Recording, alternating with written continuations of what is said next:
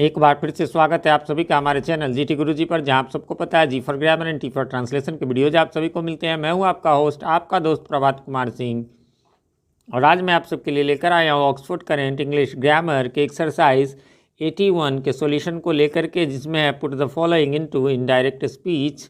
और ये थोड़ा स्पेशल है, मिसलेनियस और and answer in yes and no. सबसे पहली बात मैं आपको बताना चाहूँगा कि ये तो सॉल्यूशन वीडियो है, इसमें मैं सॉल्यूशन बताऊँगा, क्वेश्चन है उसके आंसर बताऊँगा उसके अकॉर्डिंग। लेकिन यदि आप शुरू से सीखना चाहते हैं डायरेक्ट से इनडायरेक्ट, तो उसका लिंक आपको ऊपर आई बटन में मिल जाएगा, नीचे डिस्क्रिप्शन में भी मिल जाएगा। और इसके अलावा आपको इससे रिलेटेड और भी जो वीडियोज़ हैं, जैसे यस नो क्वेश्चन वाला, WH क्वेश्चन वाला, चेंज ऑफ टेंस वाला, चेंज ऑफ पर्सन वाला, वो सब का लिंक मैंने ऊपर आई बटन में भी दे रखा है और नीचे डिस्क्रिप्शन में भी दे रखा है, तो वहाँ से जाकर आप उन सबको देख लें। ये थोड़े एडवांस लेवल के हैं। इसमें जो है, चलिए तो अभी एक्सरसाइज की बात करते हैं। इसमें मिसलेनियस है, मतलब सब मिक्सड हैं, और जो है वो एक यूनिक है इसमें, जो जनरली बुक्स में नहीं रहता किसी को। जैसे आई सेड यस, तो उसका क्या मतलब इनडायरेक्ट बनाएंगे, तो इसलिए ये स्पेशल होने वाला है।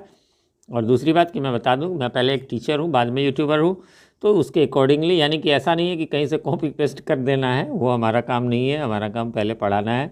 22 ईयर्स का एक्सपीरियंस है। चलिए तो शुरू करते हैं। पहला है, जैसा कि आप देख सकते हैं, he said to me the time has come when you have to show your strength. Normal sentence है, और नॉर्मल सेंटेंस में हमारा टोल्ड होता है, जैसा कि आप सब जानते हैं। तो ही told me that the time has का चेंज ऑफ टेंस हो गया, हैड हो गया। कम व्हेन ही, यहाँ हैव है तो इसका भी हैड हो गया, ये सेड में था इसलिए had to show me and strength. Me को बदलेंगे योर सेकेंड पर्सन ऑब्जेक्ट के अनुसार, ठीक है। तो ये सब चीज़ें मैंने उसमें बता दी हुई। यहाँ सोल्यूशन वीडियो है, मैं सीधा सोल्यूशन बताऊंगा, जहाँ जहाँ जो प्रॉब्लम होगा तो कुछ स्पेशल होगा वो मैं बताता चलूँगा। सेकेंड क्वेश्चन भी नॉर्मल है। He said to her I want to know why you didn't go there. यहाँ हो जाएगा he told that he wanted to know why she hadn't. यहाँ देखेंगे डिडंट गो है ना, ये सिंपल पास्ट है ना। तो सिंपल पास्ट का मतलब है कि वो जो है V2 होता है, और V2 का मैंने बताया हुआ हैड प्लस V3 में, यानी है ना, यहाँ डिडंट गो का हैडंट गोन हो गया, ठीक है। देयर द टीचर आस्क्ड, अब यहाँ पर वाट से शुरू है, WH क्वेश्चन है, तो इसलिए मैंने कहा इसमें सब मिक्सड है। तो क्या हो जाएगा, द टीचर आस्क्ड मी। यहाँ मैंने मी को अंडरलाइन कर दिया है, क्यों, ये बता चुका हूँ पिछले वीडियोज़ में। ये एक्सरसाइज आप सबको पता है 80 है, तो इससे पहले के ऑल द 79 एक्सरसाइजेस के वीडियो मैंने बना दिए हुए। यदि नहीं देखा है वो सब आप जाकर के प्लेलिस्ट दिया हुआ, वहाँ से जाकर के आप देख सकते हैं। तो इसमें एक्चुअली क्या होता है कि अंदर में यदि इन्वर्टेड कोमा के अंदर जो है, यदि सेकंड पर्सन रहे तो वो ऑब्जेक्ट के अनुसार चेंज होता है। तो यहाँ ऑब्जेक्ट जब नहीं दिया रहे क्वेश्चन में, तो हम अपने मन से कोई भी एक ऑब्जेक्ट दे सकते हैं। यहाँ पर जनरली टीचर्स कहते हैं मी देना चाहिए, क्योंकि ऐसे कोई हिम भी दे सकते हैं, हर भी, सबका डिफरेंस हो जाएगा, तो वो चेक वगैरह में डिफरेंट हो जाएगा, तो चेक करने में प्रॉब्लम होगी। इसलिए कहा जाता है कि मी लगाइए, बाकी आपकी मर्जी है। तो इसलिए मी लगा दिया। What had made me do that. फिर है what will happen if the strike continues, asked the man. अब ये है कि इन्वर्टेड कॉमा वाला ये जो रिपोर्टेड स्पीच है वो इधर रहे, है ना, या उधर रहे, आधा इधर रहे आधा उधर रहे, लेकिन हमें शुरुआत ये बाहर वाला जो पार्ट है इसको अरेंज करके करना है। शुरू में लिखना है the man asked what would happen if the strike continued.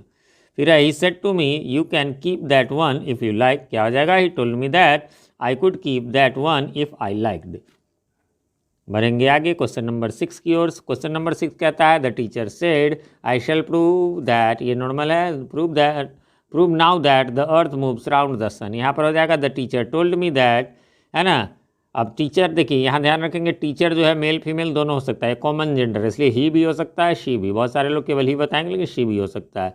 She would, यहाँ आई के साथ शैल था तो शुड होता, लेकिन नहीं, यहाँ तो आई का ही या शी में बदल गया, तो शी और ही के साथ विल लगता है, इसलिए वुड होगा। ये भी मैं पहले बता चुका हूँ। प्रूव दैट देन, अब ये देन कहाँ से आया, तो ये जो नाउ है इसका जो है आपको देन हो जाएगा। That the earth moves around the sun. हम यहाँ अर्थ को मूव्स अराउंड ही रहने देंगे, मूव्ड नहीं करेंगे, क्योंकि ये यूनिवर्सल ट्रूथ है, उसका चेंज नहीं होता है। पिछले एक्सरसाइजेज में आप लोगों ने बना लिया हो। अगला है the child said what does it matter if I don't go to school today. क्या हो जाएगा, the child asked what it mattered if it didn't go to school that day. Today का दैट डे होता है जब said रहता है, past में रहता है। तो फिर है आपको क्वेश्चन नंबर 8, कहता है he said it may rain tomorrow. क्या हो जाएगा, ही सेड दैट, यहाँ पर एक मिस्टेक हो गया, यहाँ पर हो जाएगा आपको आई और टी इट, है ना। यहाँ आई है, ये मिसिंग है, मैं इसका स्क्रीनशॉट ले लेता हूँ, करेक्शन करवा दूंगा। तो it might rain the next day या द फॉलोइंग डे, टुमारो का होता है। फिर है she said sorry where did you go yesterday, क्या हो जाएगा? She asked me where I had gone, और यस्टरडे का द प्रीवियस डे या the last day. He said, अब यहाँ देखिए ये WH क्वेश्चन आ गया। He said did you not meet her 2 days ago, क्या हो जाएगा? He asked me if I had not met her 2 days before, 2 days ago का 2 days before.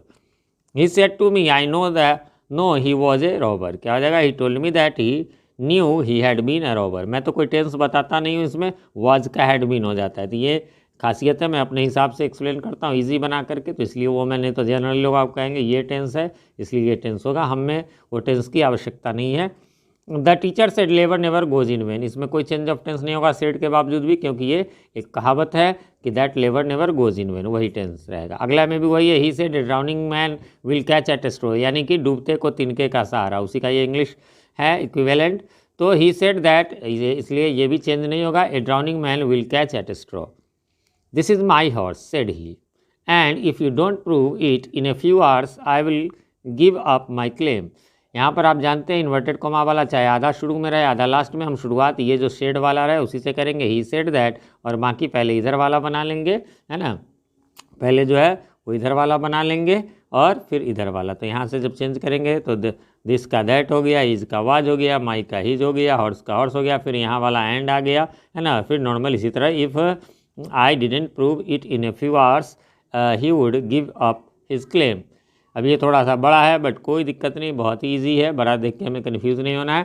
Finding no remedy he said to himself, देखिए यहाँ normal क्या हुआ, he said to himself, लेकिन finding no remedy, है ना, कोई उपाय न देखकर, रेमेडी माने वैसे उपचार होता है, तो आपको ये लिखने की कोई आवश्यकता नहीं है, मैंने यहाँ लिख भी दिया है फाइंडिंग नो रेमेडी, आप लिख भी सकते हैं नहीं भी। यहाँ पर भी एक आई मिसिंग है, चलिए इसका भी स्क्रीनशॉट मैं ले लेता हूँ। तो फाइंडिंग नो रेमेडी की ज़रूरत नहीं है, बाकी जो है बनाएंगे। ही टोल्ड हिमसेल्फ, यहाँ पर लिखा हुआ है that it was better to die than to live in such misery as he was compelled to suffer from a master who treated him and had always treated him so unkindly। तो सब जहाँ जहाँ ease है वहाँ was हो गया, इस तरह से करके ये चेंज हो गए।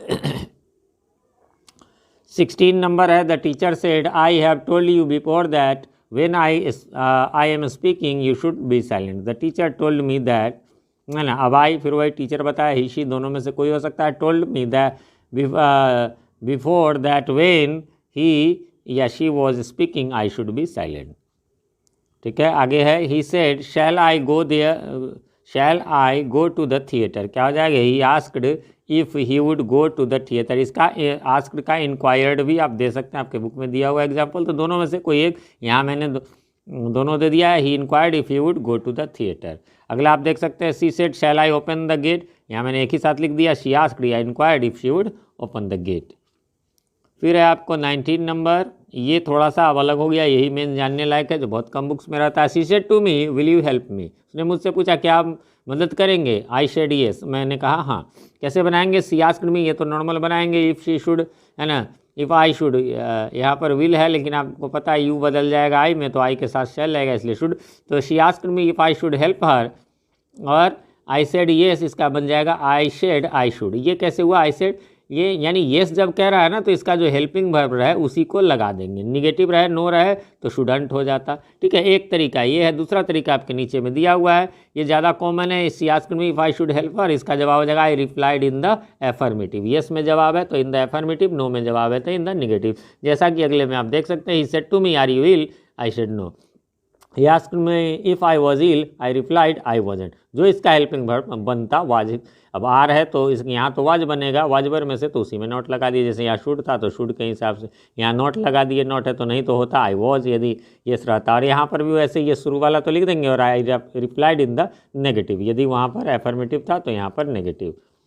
फिर है, अब देखिए ये थोड़ा सा देख लीजिए, ये यस नो में भी वो एक ही लाइन में था, ये अलग अलग लाइन में हो तो कैसे बनाएंगे, है ना। क्या हो जाएगा? ही आस्क्ड मी, है ना, वो नॉर्मल जैसे होता है। यहाँ मी क्यों आया पता है आपको, यहाँ सेकंड पर्सन था तो एक ऑब्जेक्ट देना है, कुछ भी दे सकते हैं, जनरली मी दिया जाता है। तो ही asked me if I had read the book, इसका हो जाएगा आई रिप्लाइड इन द एफर्मेटिव। एक तो आपने ऊपर देखा ही है, या फिर दूसरा आई शेड आई हैडन। मतलब देखिए दो लाइन में भी बात वही है, लेकिन तब लाइन हम भी चेंज करके आंसर लिखेंगे। Did you sleep well last night, he said to her no she said, तो इसका वैसे ही हो जाएगा। He asked if she had slept well the previous night, she said she hadn't, वही हेल्पिंग वर्ब से, या फिर she replied in the negative. और लास्ट है आपका आज का, do you go there every day, he asked, yes I do, I replied I. अब यहाँ देखिएगा थोड़ा सा, he asked me if I went there every day, I replied in the affirmative, normal है, या फिर जैसा वो था, yes I said I did, है ना, यहाँ सिंपल पास्ट में है रिप्लाइड, इसलिए डिड, यहाँ कोई और हेल्पिंग वर्ब नहीं था, यहाँ V2 है, आपको मालूम है जिसमें कोई हेल्पिंग वर्ब नहीं होता है वहाँ पर, है ना, आपको जो है वो डू, डज या फिर डिड लगता है, तो यहाँ पर जो है आपको V2 था इसलिए डिड लगा, V1 रहता तो डू लगता, V5 रहता तो डज लगता। चलिए इस प्रकार से यहाँ पर समाप्त हो गया। उम्मीद करता हूँ आपने मिला लिया होगा, कोई कन्फ्यूजन नहीं होगी। फिर भी किसी प्रकार का कोई कन्फ्यूजन हो तो कमेंट करें, मैं रिप्लाई जरूर देता हूँ, थोड़ी देर से ही सही। साथ में अच्छे अच्छे कमेंट्स आजकल आप लोगों के आ रहे हैं, ऐसे कमेंट्स करते रहे जिससे कि हमारा उत्साहवर्धन होता रहे और हम आपके लिए लगातार वीडियोज़ बनाते रहे। साथ में निश्चित रूप से रिक्वेस्ट करना चाहूँगा, चैनल पर नए हैं, चैनल को सब्सक्राइब नहीं किया है तो प्लीज़ इसे सब्सक्राइब कर लें और साथ में नोटिफिकेशन बेल में ऑल को प्रेस कर दें, जिससे कि हमारे आने वाले ग्रामर एंड ट्रांसलेशन के ऐसे ही अच्छे अच्छे वीडियोज़ सबसे पहले आप तक पहुँच सके और पहले के वीडियोज़ आपको ढूंढने में आसानी हो। वीडियो पसंद आए तो लाइक करें, ना पसंद आए तो डिसलाइक करें, पसंद आए तो अपने नियर एंड डियर वंस को शेयर करें। मिलते हैं अगले वीडियो में, तब तक के लिए हैव अ नाइस डे।